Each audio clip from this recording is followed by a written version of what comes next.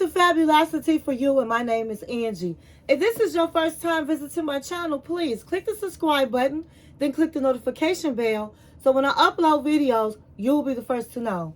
Like this video and make a comment. This channel is about fashion, relationship advice, and lifestyle. And if this is not your first time visiting my channel, well, welcome back, my queens, and welcome to the kings out there. Okay, so today it's Ratchet Wednesday. It's Ratchet Wednesday.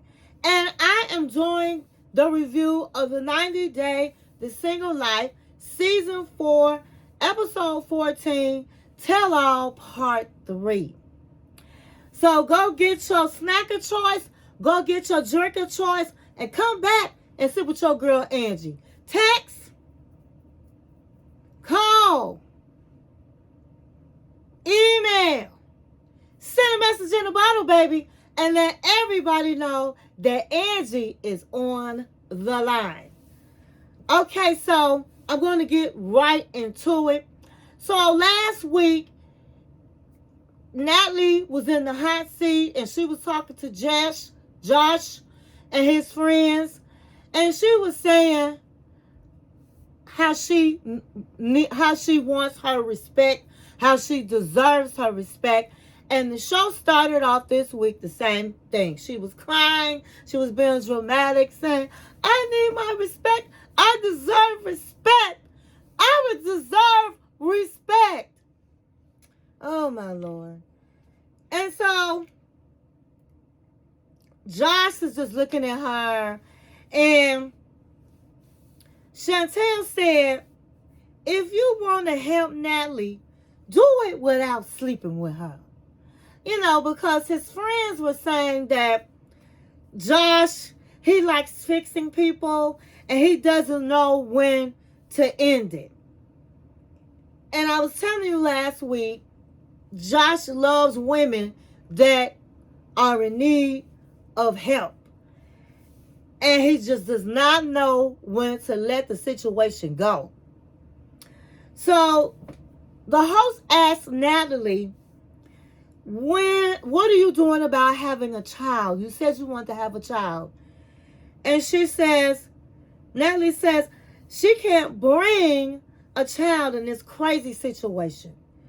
She says that, Josh, I told you from the beginning, I told you I wanted a child.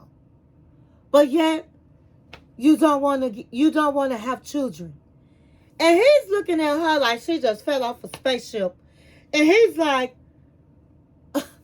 Natalie, we are not even in a relationship. So why would you be talking about children with me? And honey, when he said that, Natalie got real quiet, honey. Natalie was looking like, oh wow. Oh, wow. And she had been asking through this particular segment that she wanted to know the status. Boom. It was right there. When he told her, why are you talking about a child when we're not even in a relationship right now? Boom. There's your status.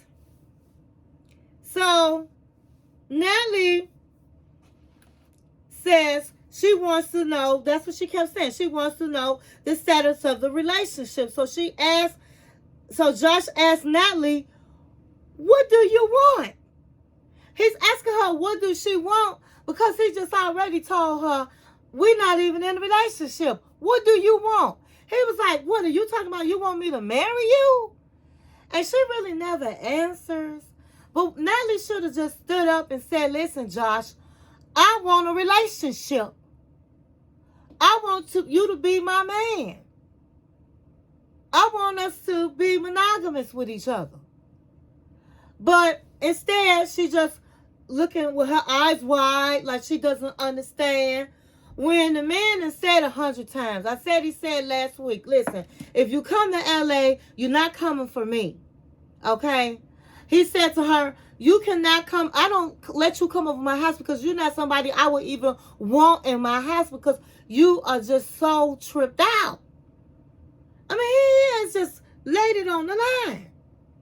And she broke up with him because the friend said he don't know how to do that and know when to let the relationship go. She broke up with him, and she called him back after the accident and needed money. So he gave her the money, and they slept together.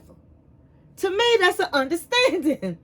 If you're going to keep asking this man for money, of course he's going to want to say, hey, well, let's have sex. That's usually, I would think, how it goes. That's not her husband. He don't really owe her anything. And so, to me, she got what he got what she wanted, he wanted, and she got what she wanted. But for some reason, she's acting like she's so confused. And I do understand. If you with somebody you really like, you attracted to him, evidently he's doing what he needs to do in the bedroom. He's got plenty of money. He's got his own business. You're going to try to hang on to this man. And so if he's giving you money and all of this and buying your cars, you might really think, well, maybe I am his woman. But it has came out of his mouth several times in this tell-all, okay? Part 1, part 2, part 3. This man is saying they're not in a relationship right now. He said to her, you got a lot of things you need to get together. You know, he was like what? Well, she's very emotional. When we seen her, when she doesn't get her way, she's upset, she's screaming. And I believe Natalie probably be breaking stuff. She just seemed like that type of woman. So I'm kind of tired of Natalie acting like she don't understand. But Miss Debbie said Josh and his friends after the conversation, after the friends were talking, let me rewind. Josh's friends were on the stage, and they continued to say that Josh is the good guy. That he like Natalie is like a charity case. And oh my God, why did they say that? Because everybody was very upset that they called Natalie a charity case. And so they end that segment, and then they go behind the curtains, and they're waiting, and they sitting around talking. And Miss Debbie was saying to Natalie, do you know Josh and his friends said that you was a charity case? Do you know what charity case means? And she was like, no, I don't. It means that it's like you have nothing, and they just give it to you like you're poor, doing you a favor. It's nothing nice. And so Tyree was like, just don't have sex with him no more, Natalie. And then Chantel just kept telling her, everybody was telling her to stop sleeping with Josh. Stop sleeping with Josh. And so she got real upset when she learned the definition of a charity case. So then Josh comes over and says, Natalie, let me talk to you. And everybody was like, yes, talk to Natalie. And he said, how are you feeling, Natalie? And Natalie was just sitting there like this. He said, Natalie, how are you feeling? She said, they say you call me a charity case. Why you do that? Why you embarrass me in front of everybody? Why would you talk about me like that? Why would you do that? It's like I am a little animal, and you just poke, and I can't go anywhere, and I'm helpless, and you just keep poking me. Why would you do this to me? And honey, he looked at her like, see, that's what I'm talking about. And he was like, calm down. That's not what we meant. That's not. They respect you. They like you. They took it the wrong way, Natalie. That's not what we're talking about. But at the end of the day, he told Natalie that her feelings were like everywhere. You don't know what you want, Natalie. I'm asking you, and you're not saying. You don't know. You don't know what you want. And they asked him, when they came back to the stage, they asked him, do you think that Natalie will see you, that you will see Natalie again? And he said, yes, I do. And so my queens, you never let a man see you sweat. You never let a man see you just break down and basically beg for him. This man don't want her. They in a homie love friendship. Plain and simple. And to be honest with you, she's 38 years old. She should know better. But this is the switch I'm going to say. Natalie has broken hearts. She said she was married. Well, she's been married 3 times. The first one, he wasn't no good. The second one, she broke his heart. The third one, Michael, she broke his heart. Natalie played a lot of games because she just a couple of weeks ago told Michael that she wanted him back. That she was done with Josh. She wanted to have a baby with him. She wants them to be friends. She wants him back. She sat up and cried and kicked her feet and all of the things.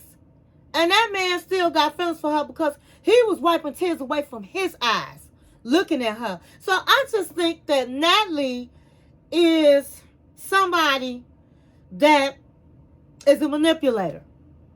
If things don't go her way, she cries, she kicks, and she thinks because she's so beautiful, she's so pretty, and she has those eyes that she can get what she wants.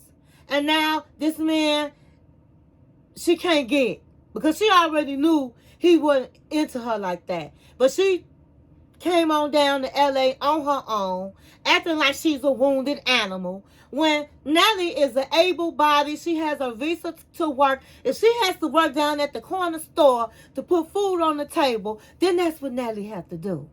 But Natalie wants to be an actress, and she wants Josh to help him. So, I'm sorry. I just do not fall for Natalie and her crying and acting like he taking advantage of her. At the end of the day, it's a two-way street. He's being honest with her. She getting money from him, and he getting sex from her. So it is what it is. 2 consulting adults. So I'm not gonna bash him like that because they're 2 consulting adults. He's not putting a gun to Natalie's head. Natalie keep coming back to him. Now, yes, I think that he should really quit messing with her. But that's how some men are. If you're gonna keep giving it up, they're gonna keep taking it. So, at the end of the day, Natalie says, why does Josh keep treating me like an object? And the answer is because you allow him to. Because you allow him to. Get out there and find a job. Find a 9 to 5 so you can start paying your own bills. Josh don't owe you nothing. Don't nobody owe you nothing, Natalie. And I'm going to end it, Natalie, right there. So, next, what happens is Tyree. So, Tyree is in the hot seat. And they ask him a question. Do you know when a woman is interested in you? Tyree says 99% of the time, he does not know. And everybody was trying to give him advice on how you know a woman is interested in you and all of the things. And so I was listening to a YouTube channel. Shout out to Auntie's Advice. And she was saying that she felt like Tyree is a liar, that he is not a virgin, he has had a kiss, he has gone out with a woman, and that this is just a role he's playing for the single 90-day the single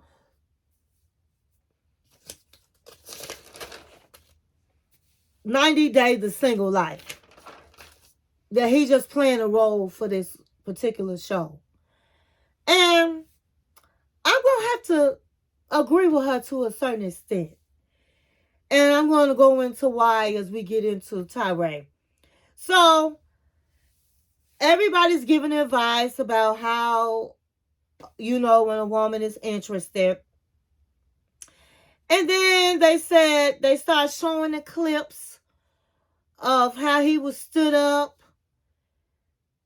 and how Tiffany stood him up and how Raina really didn't like him but as a friend. And everybody he came across on the Single Life this season. And it pulled at your heart because he has a nice personality. He's seems like a nice guy. And then they said, "Is there anybody else you met, Tyree?"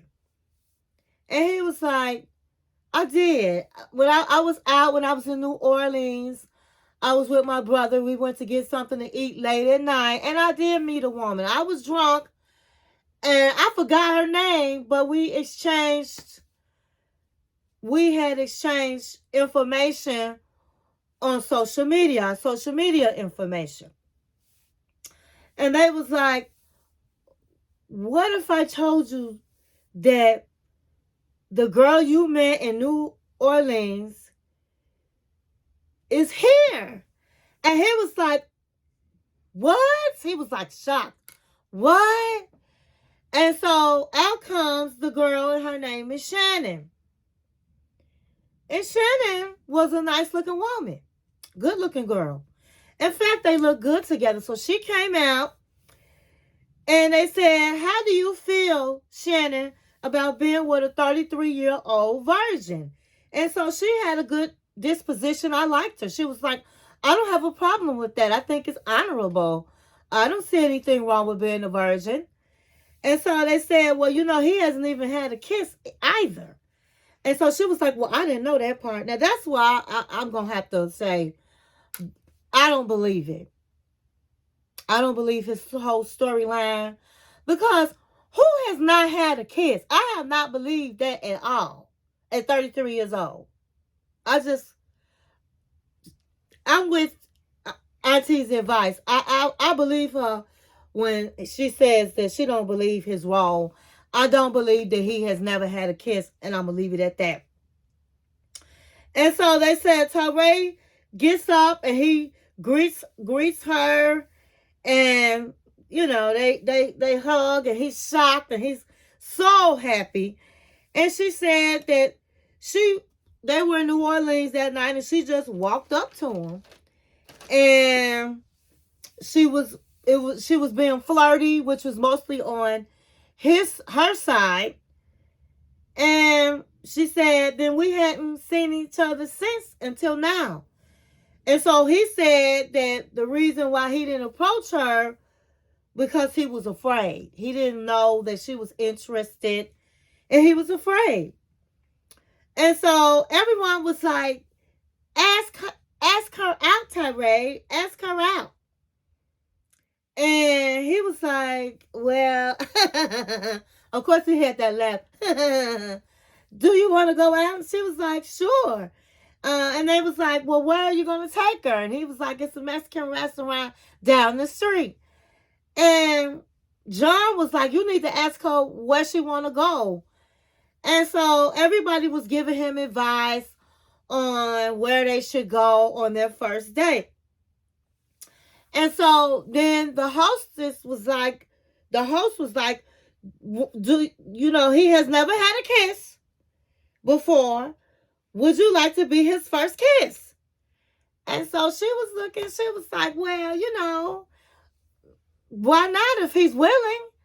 And so they said, "Tyree, you willing to have a kiss?" And he was like, "Yeah."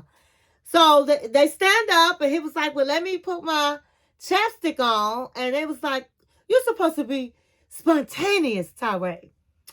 But honey, he puts his little chapstick on, and she grabs him, and she gave him a juicy kiss, you know, on the lips, no tongue. And he was all smiling and gushing, and he was on cloud nine, baby. But they really did look good together. And so once that happened, they said that it was nice that she came on the show, And so they said, Torrey, why don't you walk her to her car? And so that's what he did. He walked her to the car, and then when he came back, they was like, well, did you get a second kiss? And he was like, I sure did, and a phone number. And they said, you going out tonight? And he said, we're going out tonight. So I was glad that he got that second kiss, even though I think he already had a kiss before in his life. But I'm glad he found somebody that, at least someone that liked him back. Okay. So then they went to the viewers' questions, and somebody said they wanted to see Chantel twerk, that they wanted to learn how to twerk. And Chantel was like, I have a coach and all of this, so I'm not the best. But honey, she stood herself behind up, and she turned around, and she was explaining about her butt going in and out. She started twerking, honey. And she's asked people to join her, and they was like, honey, we don't have no baby back like that. We can't do that. So nobody wanted to twerk with her. She was like, yeah, okay. So then somebody asked Natalie, what would she, if she was acting, what role would she play? Would she play the role of a vampire? And she said she would. And so, honey, they said, well, show us what you would do. And so, again, she was talking in Ukraine. I do this, I mean, as Ukraine, well, and they showed the words she was saying, but you know what? It didn't even make sense. But she went into her little role as a vampire, and then the host asked everybody, what did you think? And Natalie was like, well, I think, first of all, if you want to be an actress in the United States, you need to learn English. You need to speak English, honey, so everybody know what you're talking about.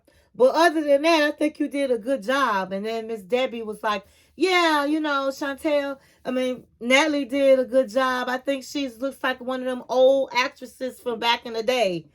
So everybody thought she did a good job. And Natalie was thankful. And so we're going to go over to John. So John said that, well, the host asked, how did he like living with Megan? And he said that in the mornings, River jumps in the bed and jumps around, and that's how he starts his morning now.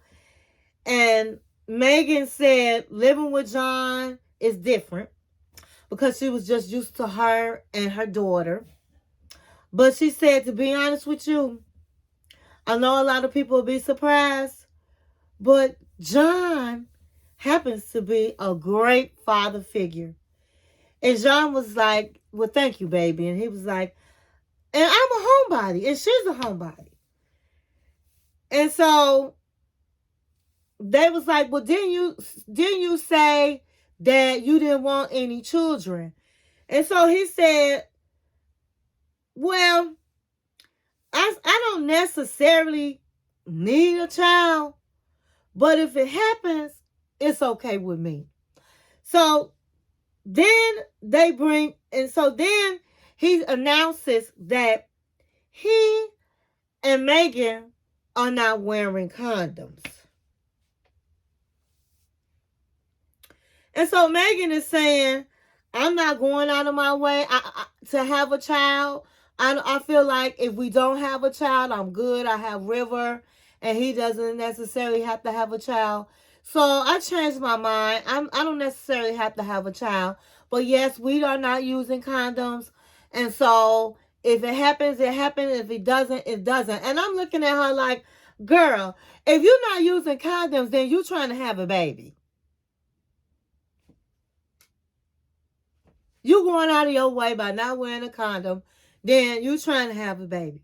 And it might not happen as of yet, but if you continue, it's a great possibility that you're going to get pregnant. So then they call out his brother Patrick, and he was like, they said, Patrick, do you think that he that your brother wants a baby? And he said, absolutely not. He said, John doesn't want to have kids. And he is over his head with Megan and her daughter. And they said, well, do you really think that... I don't know that one. That's Alexa. Alexa, I'm not talking to you. So the host said... I thought I heard my name. So the host said, John changed his mind. And he doesn't care if he has children. He said he don't mind having children. And Patrick said, well, he always said he didn't want to have his own children. And so Megan said, well, he's doing it. He helps me a lot with my daughter. But even before he moved in, I was doing everything. Doesn't mean I'm going to stop doing what I need to do with my daughter. But I'll tell you one thing. He helps a lot with my daughter. And so Patrick says that he feels that help raising River is a lot for John. And I am so sick of Patrick. I'm so sick of Patrick because no matter what, I mean, we do know our siblings. Let's just be honest. We know our siblings. But at the end of the day, when people find the right one, what they say they wasn't going to do. What they say they not going to have, they have. When you in love changes. Love changes a person. And I don't see why he doesn't get that. Period. And they even said, how come you just didn't take him aside? They showed when they were out to dinner and he was with his wife and they were the four of them, when Megan came to Vegas, and he was telling her that, hey, he's not gonna, he doesn't want children. He's a big baby. They was like, why couldn't you pull her aside? Why didn't you say that? Why did you say that, first of all? And so he was like, well, because I think she needed to know. I think he's overstepping boundaries. I've been saying this all through this season. Patrick is overstepping boundaries. I would never have done my brother like that. I mean, if he says he wants to have a child with this woman or he wants to date a woman with children, because he married somebody with children, I'm not going to be like, oh, he really didn't want to marry a woman with children. That's overstepping boundaries. And I do not like Patrick for that. He's wrong. And so Tim and Patrick, Tim asked Patrick, do you see red flags with Megan and John? And he said, absolutely. They asked him what was the red flags. He said the red flags is jealousy. She's jealous. She has a jealous streak. And she said, oh, wow, where did you get that from? Looking at John. And John is like, looking both ways. And she said, well, that's true. We both have jealous streaks. You know, I have the location on his car. And it's because when we were living apart in another state, I had location. I wanted to make sure he was safe. And I wanted to make sure he made it home safe.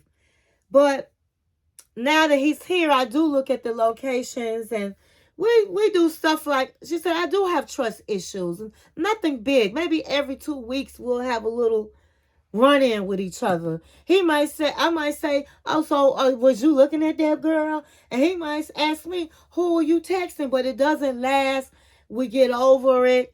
And everybody was like, especially Veronica, well, I wouldn't want a relationship like that. That sounds like trouble. And she said, look, I know my relationship and we good. That was Megan's response, honey. I know my relationship and I'm good. And so they start saying, well, another red flag is she like deadlines. And she was like, well, I know I said that he had to move down here by a certain deadline, but how are we going to have a relationship if we're not in the same city. And as far as getting engaged, I normally don't put stuff like that on somebody. So I really don't give deadlines. And then in the same breath, she said, but hey, I'm going to keep it real. I know my worth. I know my value. I don't have time for the okie dokes and all of the things. Either we're going to be together or we're not going to be together. We've been together 6 months, over 6 months. Either you going to marry me or you not going to marry me. And I'm not mad at her for saying that. I'm not mad. Speak your mind. Ask for what you want. That's what's wrong with a lot of queens out here. You don't ask for what you want. Now, Josh was asking Natalie, what do you want? And she was like, act like she didn't know. Even though he wasn't going to give it to her. I don't even know why he asked. And so they said, well, what is the time frame on getting engaged? Everybody was asking. John was like, I don't know. I'm not a time frame. And then finally, he was like, I love this woman. I'm not going nowhere.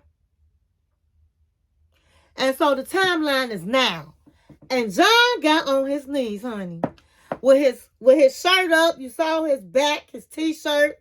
But honey, he got down on his knees and proposed to Megan. And I'm happy for them. John found love. Love changes people. Love will change. Love will conquer. And at the end of the day, she didn't hold back. She put her foot down. She said, you need to get down here within 6 months, honey. Okay, so we living together.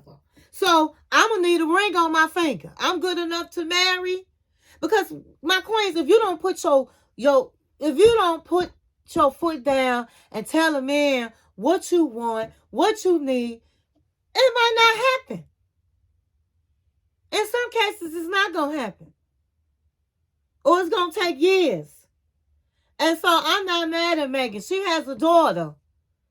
And so you're going to be around me and my daughter in my house. I need a ring on my finger, and I am not mad at that. So I'm happy for them. So that's how it ended. And honey, there's a part 4. It's just going on and on and on. I know we had a lot of people on the show. And so it's going to be another one. It's going to be part 4. I hope you enjoyed this video, and thank you for watching my channel. 1, 2